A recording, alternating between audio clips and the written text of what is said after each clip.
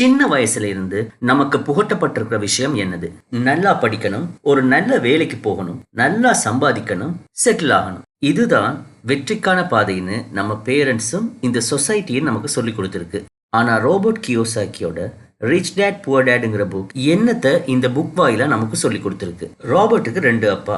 ஒருத்தர் நல்லா படிச்சவர், கவர்மெண்ட்ல ஹை போஸ்ட்ல இருந்தவர், கடின உழைப்பையும் கல்வியையும் மட்டும் நம்பினவர், ஒரு நல்ல சம்பளம், கவர்மெண்டால கொடுக்கப்படுற சலுகைகள், இது வெற்றிக்கு போதுமானது என்று நம்பினவர். ஆனா பினான்சியல் ரீதியில பார்த்தா வாழ்க்கை முழுதும் கஷ்டப்பட்டவர். ஆனா இதே ராபர்ட்டோட ஃப்ரெண்ட் மைக்கோட அப்பா 8th ஸ்டாண்டர்ட் தான் முடிச்சிருந்தார். ஆனா ஹவாயில இருந்த மல்டி மில்லியனர்ஸ்ல இவரும் ஒருத்தர். மைக் அப்பாவோட ஐடியாலஜி ராபர்ட்டோட அப்பாவோட ஐடியாலஜில இருந்து முற்றிலும் வித்தியாசமா இருந்தது. அவர்கிட்ட கேட்டா என்ன சொல்றாரு? பணக்காரங்க பணத்துக்காக வேலை செய்யறதே இல்ல, பணம் தான் இவங்களுக்காக வேலை செய்யுதுன்னு சொல்றாரு. ஸ்கூல் ஸ்டடீஸை விட பினான்சியல் ஸ்டடீஸ் வாழ்க்கைக்கு ரொம்ப முக்கியமானதுன்னு சொல்றாரு. மைக்கோட அப்பாவுக்கு தெரிஞ்சதெல்லாம் 3 விஷயம் தான். பணத்தை எப்படி உருவாக்குறது, அதை எப்படி மேனேஜ் பண்றது, அதை இன்னும் எப்படி அதிகமாக்குறது. இந்த விஷயத்துல தான் அவர் ரொம்ப இன்ட்ரெஸ்டடாகவும் இருந்தாரு. ஆனா ராபர்ட்டுக்கு எப்படியாச்சும் பணக்காரன் ஆகிடணும் என்று 2 பேர்கிட்டயுமே அட்வைஸ் கேட்கிறாரு. என்னடா ரெண்டுமே வேற வேற எக்ஸ்ட்ரீம்ல இருக்குங்கிறத புரிஞ்சுக்கிறாரு. ரெண்டையுமே அனலைஸ் பண்ணி பார்த்த ராபர்ட் பணக்கார தந்தையான மைக்கோட அப்பாவோட அட்வைஸை கேட்டு வாழ ஆரம்பிக்கிறாரு. சரி, நம்ம இப்ப வேறொரு விஷயத்தை தெரிஞ்சுக்கலாம்.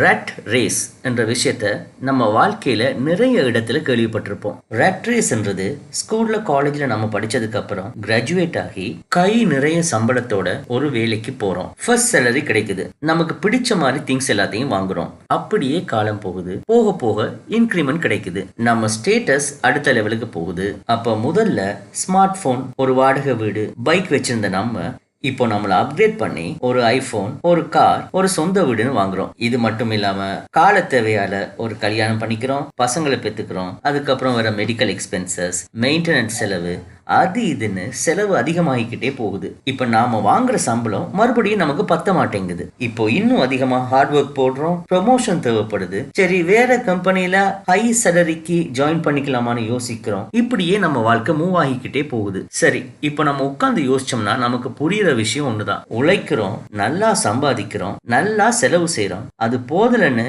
இன்னும் அதிகமா கடன் வாங்குறோம். அந்த கடனை அடைக்கிறதுக்கு மறுபடியும் கஷ்டப்பட்டு உழைக்கிறோம். மறுபடியும் இதே ட்ரெப்ல நம்ம மாட்டிக்கிறத தான் ரெட் ரேஸ்னு சொல்றாங்க.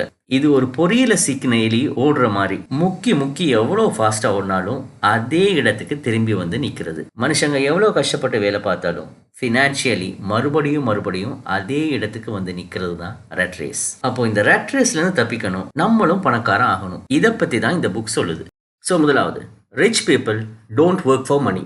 பணக்காரங்க ஒரு நாளும் பணத்துக்காக வேலை செய்யறது இல்லை.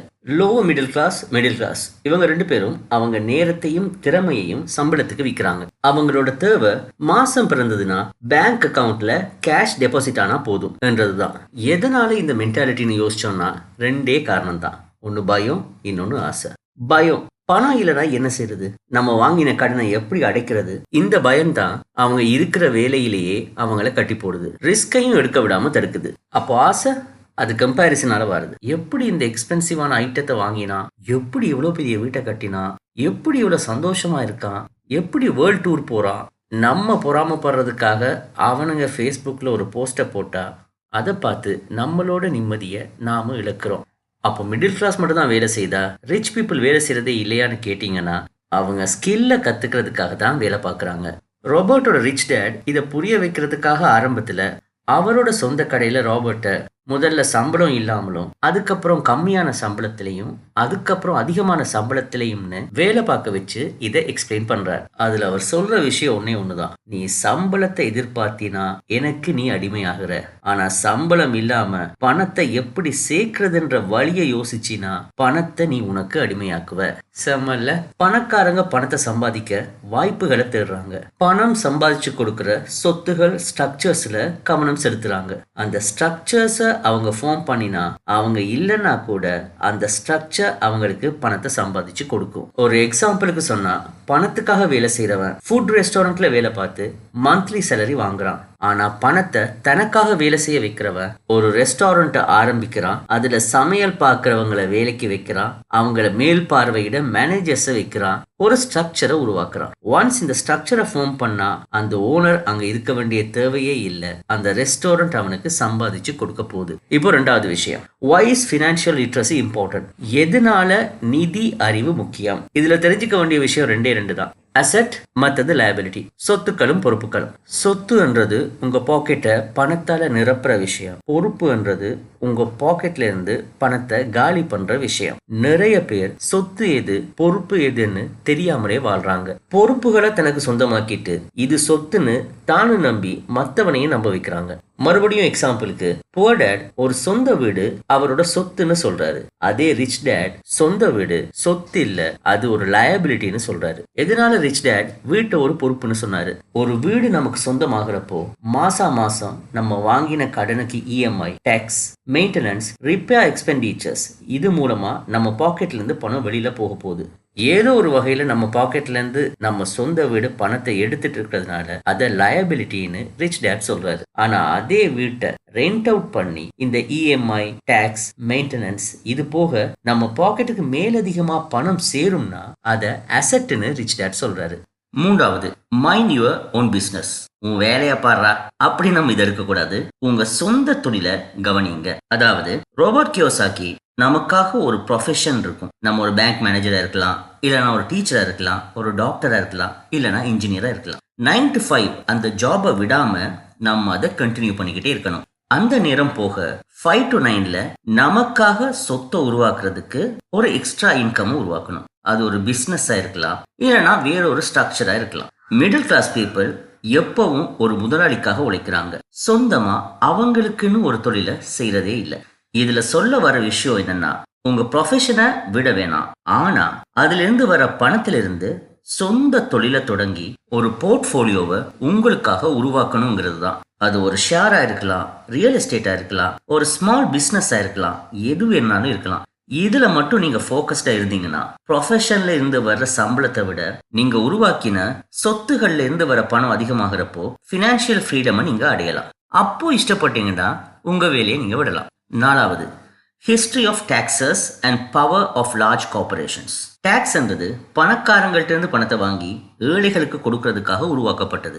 ஆனா காலப்போக்கில் சட்டத்தில் இருக்கிற லூப் ஹோல்ஸை வச்சு பணக்காரங்க டாக்ஸ்ல இருந்து அவங்கள காப்பாத்திக்கிட்டாங்க. இப்போ மாறா மிடில் கிளாஸ் பீப்புள் தான் அதிகமான டாக்ஸ் செலுத்துறாங்க. ரிச் பீப்புள் கம்பெனிஸை ஷீல்டா யூஸ் பண்ணி ஒரு கம்பெனி பேர்ல சொத்து வாங்குறப்போ நிறைய சலுகைகள் அவங்களுக்கு கிடைக்குது. செலவுகளை கூட வரிக்கு முதலே செய்யறாங்க. ஆனா நிதி அறிவில்லாத எம்ப்ளாயீஸ் வரிக்கு பிறகுதான் செய்யறாங்க. சின்னதா எக்ஸ்பிளைன் பண்ணணும்னா, ஒரு கம்பெனி சம்பாதிக்கிறப்போ அவங்களோட செலவு எல்லாம் போக மீதமா இருக்கிற 10,000ல ஒரு 10% 1000 rupees டாக்ஸா கொடுக்குறாங்க. ஆனா இதே ஒரு எம்ப்ளாயி அவங்களோட 1 lakh சேலரியில 10% 10,000 போக 90,000ல அவங்க வாழ்க்கை செலவுகளை செய்யறாங்க. சோ ஒரு ரிச் பர்சன் 1000 ரூபா டாக்ஸ் கொடுக்கறப்போ எம்ப்ளாயி 10,000 rupees டாக்ஸ் கொடுக்குறான். அஞ்சாவது, ரிச் கிரியேட் மணி. கிரியேட் மணிங்கிறது காசு நோட்டு அச்சடிக்கிறது இல்ல, வாய்ப்புகளை உருவாக்கி கொள்றது. ஒரு எம்ப்ளாயி மைண்ட் செட்ல இருக்கவங்க இன்வெஸ்ட்மெண்ட் ஆப்பர்ச்சுனிட்டி இல்ல, கையில பணம் இல்லைன்னு கம்ப்ளைண்ட் பண்ணிட்டு இருக்கப்போ வாய்ப்புக்காக வெயிட் பண்ணாம அவங்களே வாய்ப்புகளை உருவாக்குறாங்க. ஒரு எக்ஸாம்பிளுக்கு, பழைய பாலடைஞ்ச வீட்டை ஒரு பினான்சியல் லிட்ரஸி இருக்கவன் ரெனோவேட் பண்ணி அதை எவ்வளவுக்கு விற்கலாம், அதுல இருந்து எவ்வளவு லாபம் எடுத்துக்கலாம்னு கணக்கு போட்டு செலவுல இறங்குறான். ஒருவேளை அவன்கிட்ட பணம் இல்லைன்னா ஒரு இன்வெஸ்டர் கிட்ட இருந்தோ இல்ல பேங்க்ல இருந்து கடன் வாங்கியோ அதை ரினோவேட் பண்ணி நல்ல விலைக்கு விற்கிற மூலமாவோ இல்லைன்னா அந்த வீட்டை ரெண்ட் பண்ணியோ கையில நல்லா காசு பாக்குறான். ரிஸ்க், புத்திசாலித்தனம், பேச்சு திறமை, இது மூணால மட்டும்தான் அவனுக்கு இந்த லாபம் கிடைச்சது. சோ ஃபைனலி, முதலீடு ரிஸ்க் இல்ல, அதை பத்தி தெரியாம முதலீடு செய்யறது தான் ரிஸ்க். அறிவை வளர்த்து ரிஸ்க குறைக்கணும், வாய்ப்புகளை நாங்களே உருவாக்கணும். ஆறாவது, don't work to earn, work to learn. Poor dad அவர் பையனுக்கு ஏதாச்சும் ஒரு துறையில ஸ்பெஷலைசேஷன் ஆகணும்னு அட்வைஸ் பண்றாரு. ஒரு கன்சல்டன்டாவோ இல்லைன்னா ஒரு லாயராவோ அது மாதிரி. ஆனா ரிச் டேட் என்ன சொல்றாருன்னா, நீ பல துறைகள் பத்தி தெரிஞ்சு கொள்ள வேணும்னு சொல்றாரு. ஸ்பெஷலைசேஷன்ன்றது ஒரு குறிப்பிட்ட விஷயத்துல உன்னை அரெஸ்ட் பண்ணி வைக்கிற ஒரு விஷயம். வாழ்க்கையில நீங்க நல்லா பணக்காரங்க ஆகணும்ங்கிறத 5 விஷயம் தடுக்குது. 1, பணத்தை இழந்துடுவோமோ என்ற பயம். அப்போ பணக்காரங்களுக்கு இல்லையானா அவங்களுக்கு இருக்கு. புவர் பீப்புள் பணத்தை இழக்கிறத தோல்வியா பாக்குறாங்க. இதே ரிச் பீப்புள் அது ஒரு அனுபவமா பாக்குறாங்க. ஒரு வாசகம் இருக்கு, எல்லாருமே சொர்க்கத்துக்கு போகத்தான் விரும்புறாங்க, ஆனா யாருமே சாகுறதுக்கு ரெடியா இல்ல. அதே போல எல்லாருமே பணக்காரங்க ஆக விரும்புறாங்க, ஆனா யாருமே ரிஸ்க் எடுத்து பணத்தை இழக்க தயாரா இல்ல. இன்னையில இருந்து ரிஸ்க் எடுத்து சின்னதா ஆரம்பிங்க. ரெண்டாவது, பணம் சம்பாதிக்கிறது ஒரு ஏமாத்து வேலை, இது கஷ்டம், சாத்தியமே இல்ல அப்படின்ற மனப்பான்மை. இந்த மாதிரி ஆளோட பேச்ச கேட்டீங்கன்னா நீங்க வாழ்க்கையில ரிஸ்கே எடுக்க மாட்டீங்க. சந்தேகத்தை தள்ளி வச்சுட்டு டேட்டாஸை கலெக்ட் பண்ணி அதை ஆராய்ஞ்சு பாருங்க. அதுக்கப்புறம் ரிஸ்க் எடுங்க. மூணாவது, சோம்பல் தன்மை. சில பேரை கேட்டா நான் ரொம்ப பிஸி, எனக்கு நேரமே இல்லைன்னு சாக்கு போக்கு சொல்லுவாங்க. ஆனா எப்ப பார்த்தாலும் டிவி, சோஷியல் மீடியா பார்க்கறதுதான் அதிகமான டைம் செலவு பண்ணுவாங்க. இந்த சோம்பலை உடைக்கணும்னா வேற வழியே இல்லை. நீங்க கோடீஸ்வரன் ஆகணுங்கிற பேராசை ஒண்ணு இருந்தா மட்டும்தான் உங்களால முடியும். நாலாவது, உங்களுக்காக பணத்தை செலவு பண்ணுங்க. சில பேர் சம்பளம் கிடைச்சதும் இஎம்ஐ, அவங்களோட மத்த செலவுகளுக்கு பணத்தை முதல்ல கொடுத்துடணும்னு பார்ப்பாங்க. அது தப்பு. பணக்காரங்க முதல்ல அவங்களுக்காக பணத்தை செலவு செய்து மிச்சமா இருக்க பணத்துல தான் அவங்க இதர செலவுகளை செய்யறாங்க. இந்த பழக்க வழக்கம் அவங்க நிதி எதிர்காலத்தை முற்றாவே மாத்தும். ஓகே, கடைசியான விஷயம், எனக்கு எல்லாம் தெரியும் அப்படிங்கிற ஆணவம் உங்களை புது விஷயம் கத்துக்காம தடுக்கும். அதனால எப்பவும் பணிவோடு இருக்க கத்துக்குங்க. அவ்வளவுதாங்க. இந்த புக் பாத்தீங்கன்னா ஒரு வரைபடத்தை தான் உங்களுக்கு கொடுத்திருக்குது. இந்த படத்தை வச்சு பயணத்தை ஆரம்பிக்க வேண்டியது நீங்க தான். இன்னையிலிருந்து உங்க வருமானம், செலவு, சொத்து, பொறுப்பு எல்லாத்தையும் எழுதுங்க. ஒரு சின்ன தொகையை முதலீடு பண்ண ஆரம்பிங்க. புவர் டாட் மனநிலையிலிருந்து வெளியில வாங்க, ரிச் டாட் மனநிலைமைக்கு வாங்க. சுதந்திரம் சீக்கிரமே உங்கள் கையில். இந்த வீடியோ உங்களுக்கு பிடிச்சிருந்தா ஸ்கேல் பண்ணுங்க. Scala, S for share, C for comment, L for like. Thank you and bye bye.